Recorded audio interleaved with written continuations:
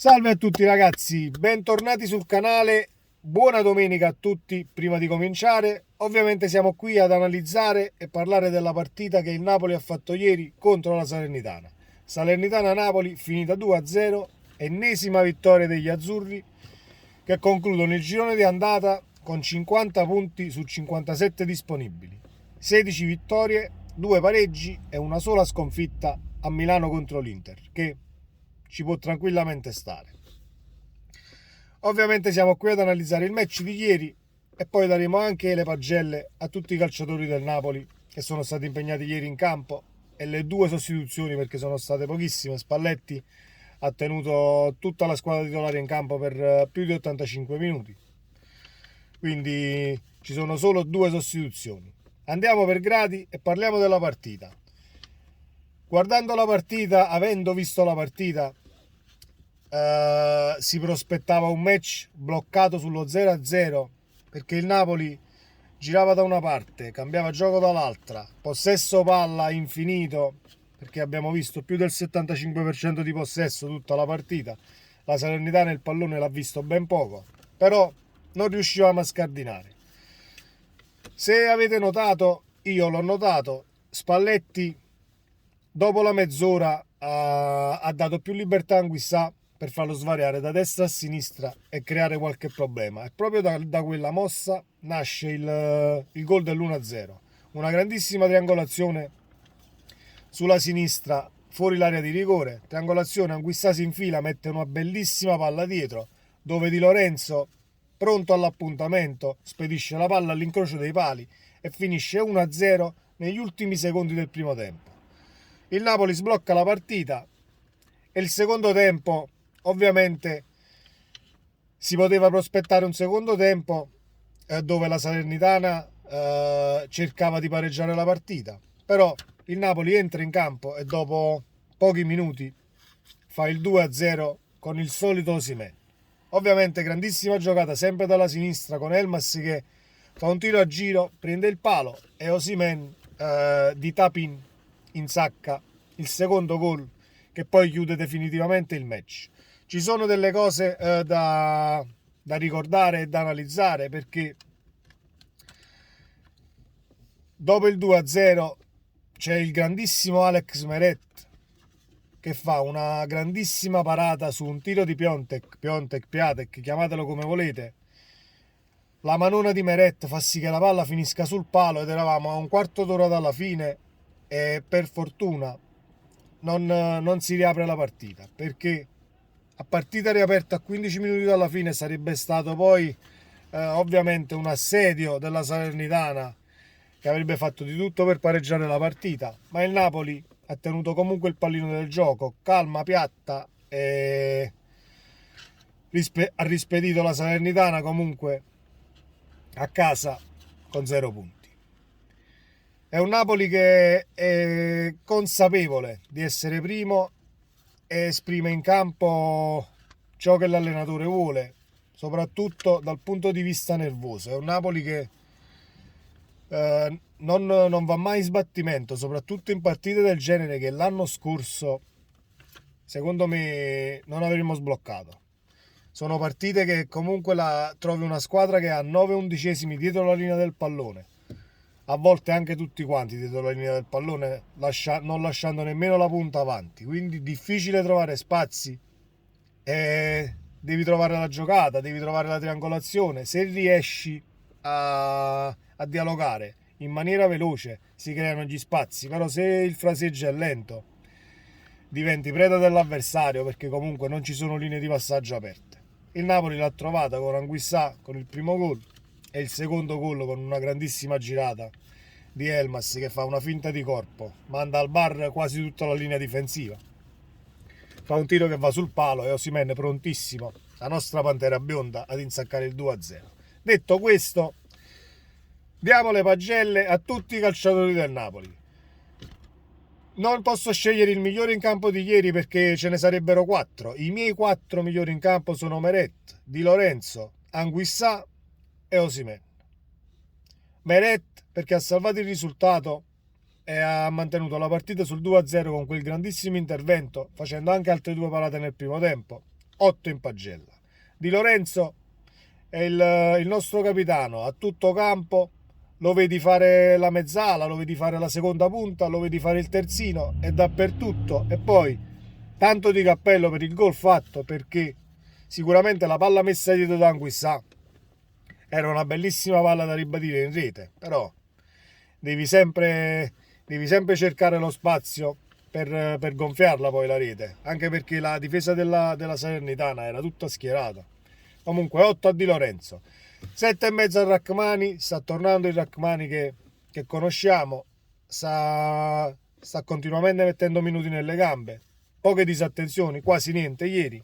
7 più a Kim, gli do solo quel piccolo voto in meno a differenza di Rachmani solo per il cartellino giallo preso, perché comunque c'è stata sul cartellino giallo c'è stata una disattenzione o meglio un errore di calcolo, perché Piatek se ne stava andando in porta e comunque il fallo là lo devi fare, va benissimo così. 7 più a Kim, 7 e mezzo a Mario Rui, tanta cazzimma, tantissima corsa e tantissima qualità ad aiutare quella fascia sinistra che quando manca Quara comunque c'è bisogno del terzino di qualità, con i piedi buoni, che comunque cerca lo scambio, l'1-2. 7 e mezzo a Mario Rui, 7 più a Zielinski, meglio il secondo tempo che il primo tempo, ovviamente negli spazi stretti, cioè negli spazi chiusi, Zielinski ed Elmas soffrono un pochettino, però è salito in cattedra poi nel secondo tempo. 7 più, 7 e mezzo a Lobotka, perché non ho sbagliato nemmeno un passaggio neanche ieri. Io già voglio dire una cosa, perché la devo dire, non posso tenerla, non me la posso tenere. A tutti quelli che l'hanno già crocifisso dopo il rigore sbagliato con la Cremonese in Coppa Italia, i 50 punti fatti, non voglio dire che sia tutto merito di Lobotka, però senza il regista a centrocampo non lo so se li facevamo questi 50 punti. Quindi giù le mani da Lobotka. 7 e mezzo, 8 Anguissà. Anguissà è dovunque. Ieri ovviamente con una condizione che è migliorata tantissimo di partita in partita da quando è ricominciato il campionato. Si sta rivedendo l'Anguissà che tutti conosciamo, dappertutto, fase di interdizione, non sbaglia un passaggio, detta l'1-2 per il gol dell'1-0. Non gli possiamo proprio dire niente. Frank Zambo è il dominatore del centrocampo del Napoli. Lozano, gli diamo un 7 a Lozano. Comunque abbiamo spinto poco sulla destra, qualche cross che poteva essere fatto un pochino meglio, ma tanta roba in fase di copertura soprattutto e di aiuto sulla fascia destra. 8 a Osimhen, pronto all'appuntamento. Qualsiasi pallone gli viene dato quest'anno lo riesce a gestire e riesce a fare sempre il miglior passaggio possibile in base alla situazione. È cresciuto tantissimo tecnicamente ed è cresciuto tantissimo anche a livello di testa. Non protesta più, non becca più un cartellino per le solite cazzate, protestare per un fallo che poi non era fallo. Cresciuto sia tecnicamente che mentalmente, grazie a Spalletti. Grazie a Spalletti per forza, perché l'ha messo in riga e gli ha fatto capire soprattutto tutte le sue qualità. Che Osimhen ovviamente adesso al momento è il calciatore più forte della Serie A, senza se e senza ma. 7 e mezzo anche ad Elmas, perché anche se il primo tempo negli spazi chiusi abbiamo sofferto sulla sinistra, nel secondo tempo è uscito fuori. Ovviamente cala fisicamente la squadra avversaria e sale in cattedra la tecnica del Napoli. Elmas ha fatto un grandissimo movimento sul 2-0, perché con una finta di corpo si è portato il pallone sul destro per poter calciare a giro. Sfortunato perché ha preso il palo, altrimenti avrebbe fatto veramente un grandissimo gol. Si è trovato Osimhen di Tapin che ha buttato dentro. Senza voto ovviamente i due entrati in Ndombele e Politano, perché 5 minuti 5, 6, 7 minuti sono troppo pochi per dare un voto. E voglio dare un 8 a Spalletti, perché è una cosa che ho pensato ieri dopo la partita. Finisce la partita, Spalletti non fa i cambi e dico mamma mia, siamo all'80°, 2-0 avanti, nessun cambio. E finisce la partita e mi domando perché. Il perché sta tutta nella formazione schierata contro la Cremonese. Senza se e senza ma. Non che Spalletti abbia snobbato la Coppa Italia, attenzione. È che Spalletti, prima della Cremonese, già sapeva. Ovviamente, avendo conosciuto già il risultato di Atalanta Salernitana 8-2, Spalletti già sapeva che arrivavamo a Salerno e trovavamo una squadra chiusissima e l'unico metodo per scardinare una squadra del genere era avere l'11 tipo per 90 minuti in campo completamente lucidi senza essere affaticati.